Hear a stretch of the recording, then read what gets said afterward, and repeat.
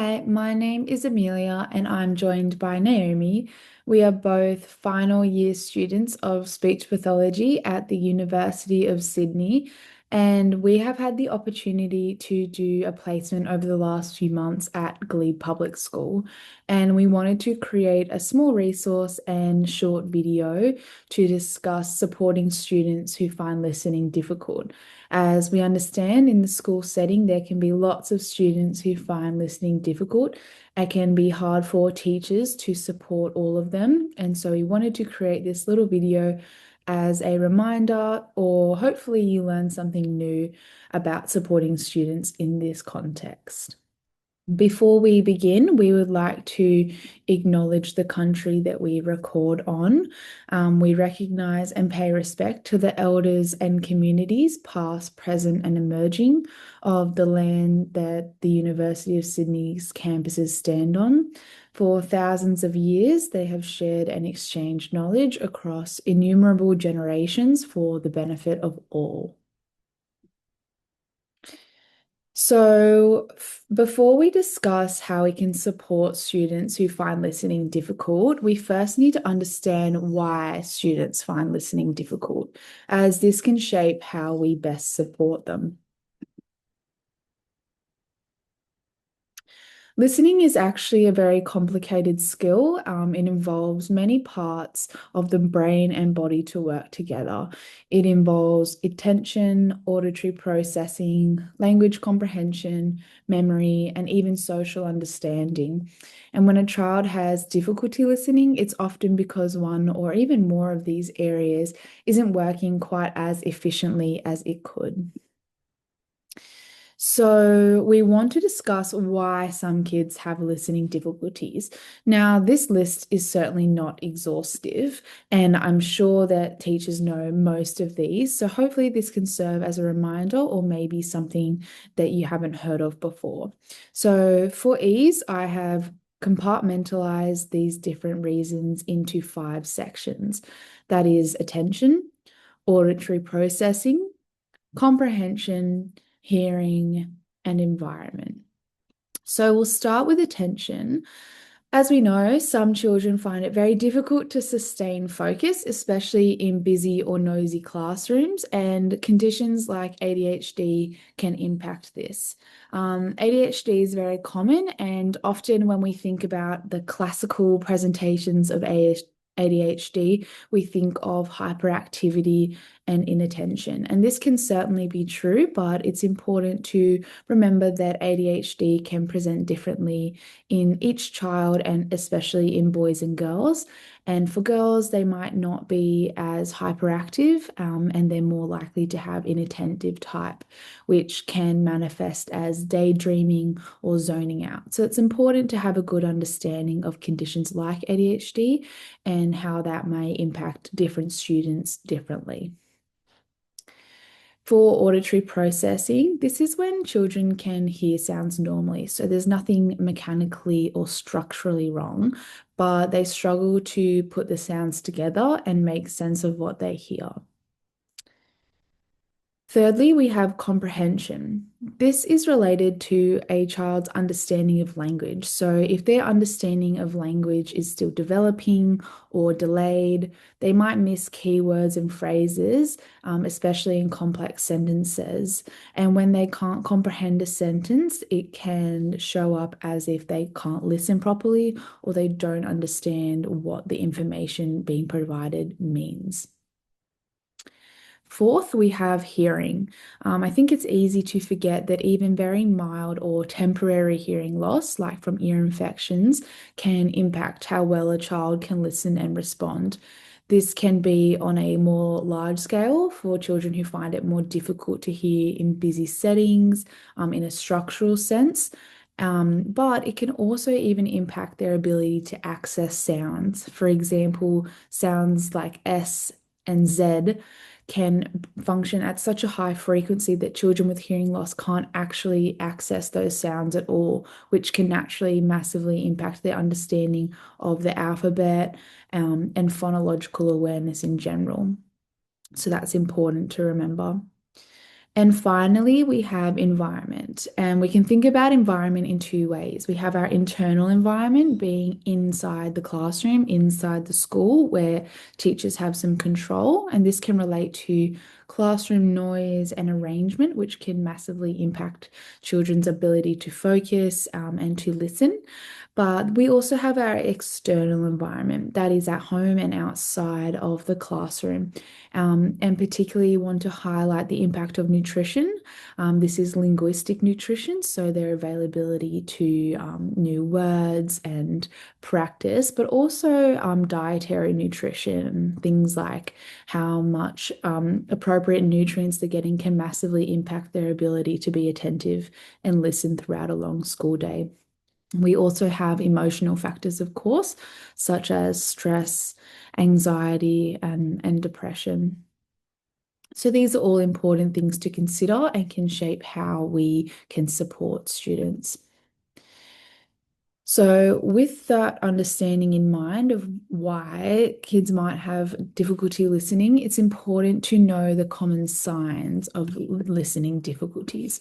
So, again, I have separated this into sections. So, we have auditory processing, attention, recall, and social interactions. We'll start with auditory processing. This might appear in children who are easily distracted by noises, movement, or visual stimuli. The students that have difficulty in this area might daydream or zone out when the teacher is speaking or when other students are speaking. They might also even take longer to respond when they're spoken to, as if they're almost processing that information. Second, we have attention. This can manifest in the student asking for repetitions, appearing confused after listening to directions or stories, struggling to follow group discussions and follow the topic between multiple students, needing frequent redirection or reminding to stay on task, and they might miss multi-step instructions. In terms of recall, the student might misunderstand instructions or have difficulty remembering verbal information. They might actually have a stronger performance with visual supports. They might produce incomplete or off-topic work, or even have limited participation in class discussion, or give unrelated or not quite made the mark answers to things. Finally, we have social interactions. So this might look like a student who interrupts frequently or talks over others.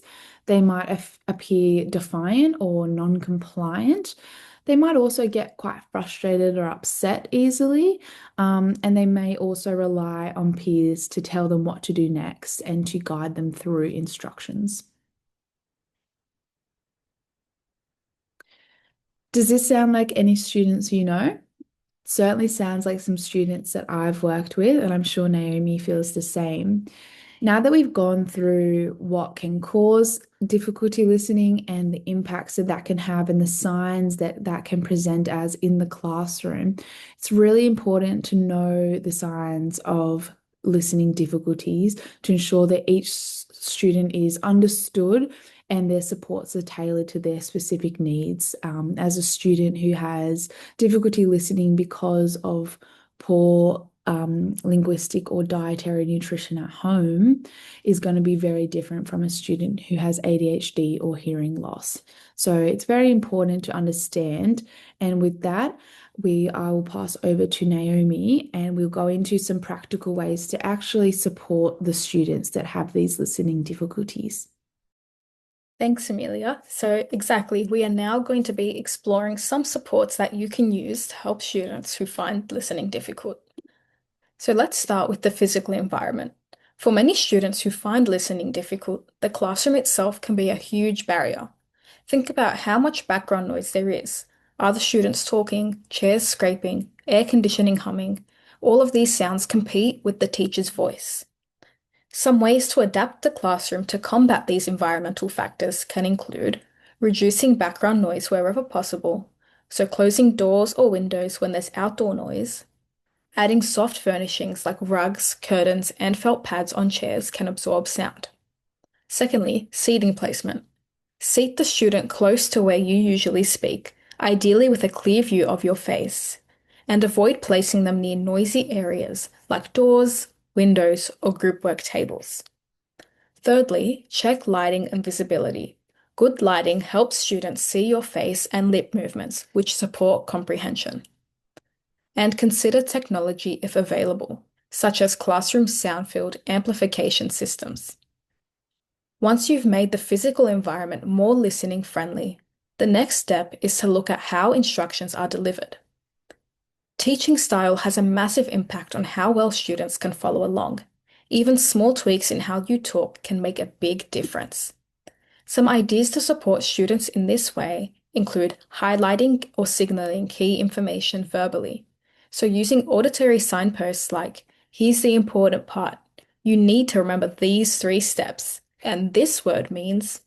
So pairing these with gestures or visual icons can help support auditory attention and help students filter the main ideas from filler language. Secondly, modify your language, using explicit, concise, and concrete language, and limiting the number of steps or requests made. Present one instruction and wait for the student to complete that instruction before presenting another one. We know that many teachers already simplify words, but it's important to keep long and complex sentence structures simpler. So rather than saying, before you start gluing, make sure that you've written your name on the back of the sheet, otherwise your work might get lost. Break that down into each step to support a student who has listening difficulties. The third is to reconsider expectations and assumptions of what listening looks like. So, reconsidering expectations around whole body listening, as many children who have listening difficulties move to support their listening. And in this case, things like wobble cushions or fidget toys may help keep that focus and attention. The fourth is to change modalities wherever possible. Write key instructions on the board, use pictures or symbols, and pair verbal information with gestures. Children who struggle with verbal instruction often benefit from being given visual support, and it is always useful to supplement any verbal information with pictures or symbols, and support all instructions with visual prompts. For example, pointing, checking off on fingers, pictures, lists, and if available, real objects. And layer this information consistently, so starting with the spoken explanation, then with a visual, which is a text or image or diagram, and then even some kinesthetic things such as gestures, objects, and physical demonstrations. And lastly, always remember to check understanding. Use teachback and ask the student to repeat back what they need to do or what they have just heard in their own words. So instead of asking, do you understand? You could say, tell me what you're going to do first. What materials will you need? Okay, so now we've looked at how teachers can adapt their environment and instruction, but what about empowering the students themselves? Some students benefit from being explicitly taught how to be better listeners, giving them tools to take more control over the process. Some ways in which this can be done could look like teaching active listening strategies. So introducing simple steps like stop, think, repeat. This helps students pause, process, and check their understanding before responding. Encourage note-taking or visual supports. Some students might write key ideas, jot down keywords, or use graphic organizers. And allow processing time. Give them a few seconds before expecting a response. The silence can feel long, but it's a very valuable processing time. Use peer support. Pair students strategically so that one can quietly check understanding with the other. And use positive reinforcement. Praise students when they show good listening behaviors, like asking for clarification or maintaining attention. Some things to look for in a student that may indicate that they have not understood is a puzzled expression, quizzical facial movements, and just a lack of response, and that may be a sign to check in with them, asking if they understand or if they'd like any repetition or further explanation. Some students thrive best when they know what to expect, and that's where routine comes in. For students who struggle with listening, unpredictability makes comprehension even harder. Routines give structure and reduce the mental load. Some strategies could look like keeping classroom routines predictable, so using the same sequence for morning starts, transitions, or group activities. Pre-teach new or tricky vocabulary. So before a lesson, introduce key terms visually or with examples. So this builds familiarity so they don't have to decode new words while listening. Summarize and review often. At the end of a task, recap main points to strengthen understanding and memory. And lastly, provide visual timetables or step-by-step charts. While classroom strategies are powerful, collaboration with support professionals is often the key to lasting improvement. Supporting students who find listening difficult is most effective when teachers, specialists, and families work together.